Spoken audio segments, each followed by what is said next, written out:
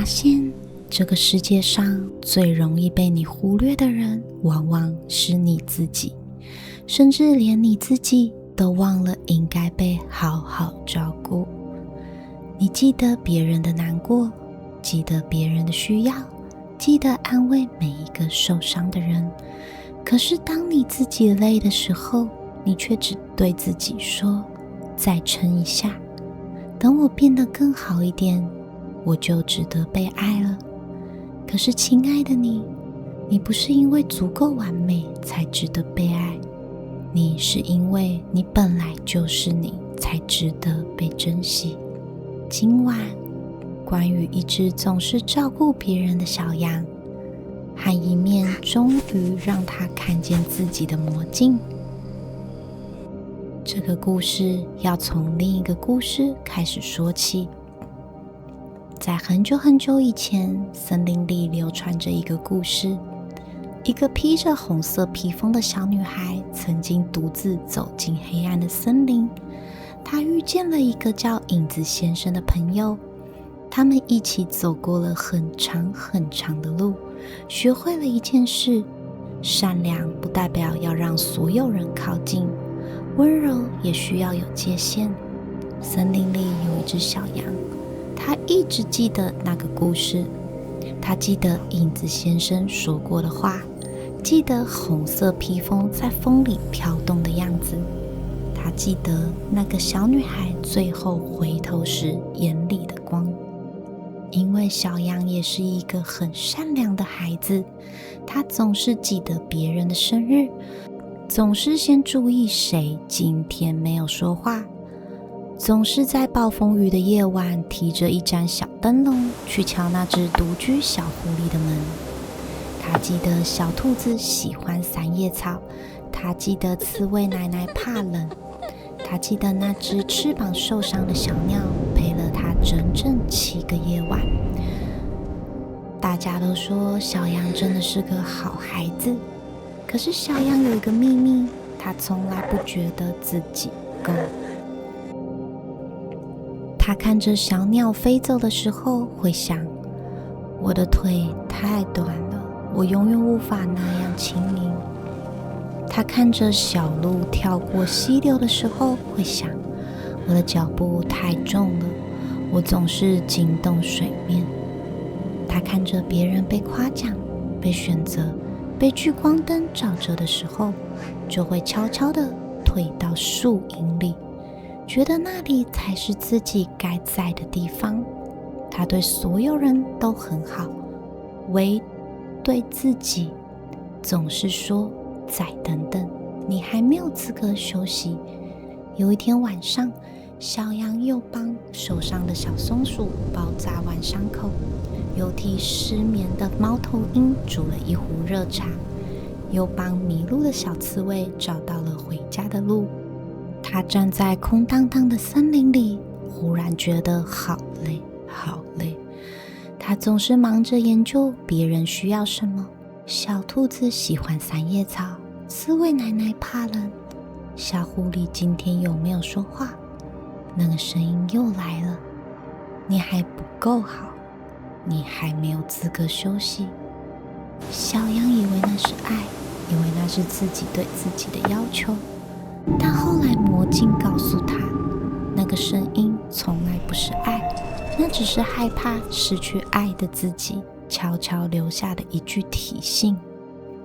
这时他回想起披着红色披风的小女孩，小女孩学会了界限，学会了说不，学会了温柔地保护自己。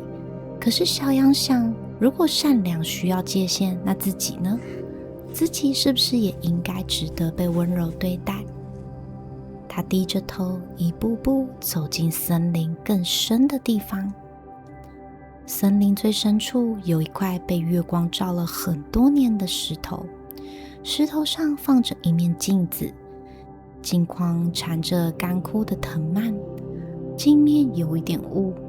小羊停下来脚步，他有点害怕镜子，他害怕自己的羊毛不够白，怕看见自己的角度不够好看，怕怕看见一个连他自己都不想面对不够好的自己，但他还是走近了，还是因为他太累了，累到连害怕的力气都快没有了。他低下头，声音很小很小地问魔镜说：魔镜啊魔镜，森林里最值得被爱的是谁？为什么那个人好像从来不是我？但魔镜里声音说：你以为完美是还没到达的地方，但你现在这个样子，低着头，心里装着别人的你，已经尽力了，而尽力了的样子就是完美。镜面开始慢慢变亮，像冬天的湖面被阳光轻轻划开，然后镜子里出现的画面不是小羊的脸，是他曾经安慰过的那一只鸟。小鸟站在枝头上，对着月亮唱歌，歌里有一句话说：谢谢你陪过我度过最黑暗的夜晚。是他曾经陪伴过的那只狐狸，小狐狸不再独自关在洞里了，而是和另一只狐狸并肩走着。他曾经提的灯笼，为迷路的萤火虫带过的那一条路，现在那条路长满了小小的白花，在风里一摇一摇。小羊愣住了，他从来不觉得自己做了什么特别的事，他只是在那里而已。他忍不住问：可是魔镜，那些都是别人的光，那我的光在哪里呢？镜子里的声音响起来了，对他说：小羊，你一直在寻找光，可是你不知道，别人眼中的光曾经就是你带来的。你以为自己在发光之前要先变成别的样子，但光一直在你里面，只是你低头太久了，没有看见。你不需要比小鸟飞得高，你不需要比小鹿跳得远，你不需要变成谁才值得站在这里，因为幸福本来的样子就是：我觉得别人很棒，但我一点也不差。听完后，小羊的眼角湿了，不是悲伤的眼泪，是那种终于被看见的眼泪。他一直以为被爱是一种被选中的感觉，像灰姑娘被王子看见，像丑小鸭变成了天鹅。小羊慢慢抬起头，这是他第一次没有低着头，而是让月光直接洒落在他的脸上。他的羊毛还是那么软，他的脚还是这么的小，他有一点不一样了。他自己也觉得，终于不用再花力气变成谁了。镜子里的光变得很柔和，像一盏灯快要入睡的灯。小羊没有离开，它在镜子旁边卷了起来，把脸埋进自己温暖的羊毛里。森林很安静，星星一颗一颗的亮起来。远处似乎有一只披着红色披风的身影和一个长长的影子并肩走过树梢下。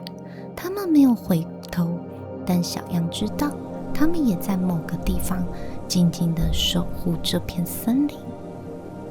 第二天清晨，小羊醒来时，那面魔镜已经不见了，因为他知道自己已经不需要再透过镜子才能发现自己本来的光。今晚让那个总是付出爱的你也被温柔接住一次，被自己的温柔接住。晚安。如果喜欢我的故事分享，记得订阅我的频道哦。我们下次见。